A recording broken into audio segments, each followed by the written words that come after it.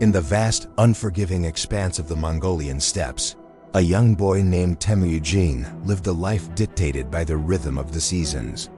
His world was one of endless grasslands under an even bigger sky, a nomadic existence with his family. But this fragile peace was about to be shattered. In a single treacherous act, his father, a respected clan leader, was poisoned by rival Tatars. The world Temüjin knew collapsed in an instant. With his father gone, the bonds of loyalty that held their clan together dissolved. Temüjin, his mother Holin, and his siblings were cast out, abandoned to face the harsh wilderness alone. The once proud family was reduced to a desperate struggle for survival. We see his mother, a figure of incredible strength, tirelessly foraging for roots and berries, doing whatever it took to keep her children from starving.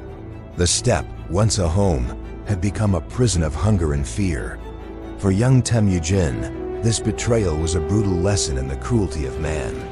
He learned that loyalty was a fragile thing, and power was the only real currency. The hardship didn't end there. As a young man, he was captured by a rival clan, the very people who should have been his allies. He was shackled, a wooden collar clamped around his neck, and paraded as a slave. Humiliated and powerless, he was sold from one master to another. But even in the depths of this despair, the fire within him was not extinguished. He watched, he learned, and he waited. This experience didn't break him, it forged him. It taught him the value of freedom and ignited a burning desire to never be at anyone else's mercy again. Against all odds, Temüjin escaped his captors. This was the turning point. He didn't seek revenge in a blind rage. Instead, he began a meticulous, patient process of building something new. He started gathering followers, not based on noble birth, but on skill, courage, and most importantly, loyalty. He forged alliances with other tribes, including his childhood friend and blood brother, Jamuka.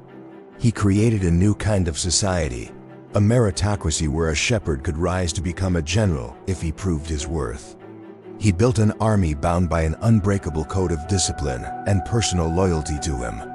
He was no longer the abandoned boy. He was a leader, a unifier.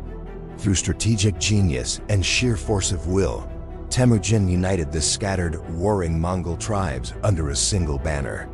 At a great gathering, a Kurultai, he was proclaimed the supreme leader, the Genghis Khan, the oceanic ruler of all Mongols. This was the birth of an empire. With his disciplined and fiercely loyal army, he unleashed a storm upon the world. From the plains of Mongolia, his horsemen thundered across Asia and into Europe, creating the largest contiguous land empire in history. His methods were often ruthless, his conquests brutal. Cities that resisted were leveled, their populations decimated. But to understand the man, you must look back at the boy. The betrayals he suffered as a child taught him to trust no one but his most loyal companions. The hardship he endured forged an iron will that would not bend. The humiliation of slavery fueled a drive to conquer and ensure that he and his people would never be vulnerable again. Genghis Khan was a product of his brutal environment. The abandoned child became the conqueror of the world, a complex legacy of destruction and creation, born from the harsh winds of the Mongolian steppe. Thank you for watching. If you found this story compelling, please like this video and subscribe for more deep dives into history's most fascinating figures.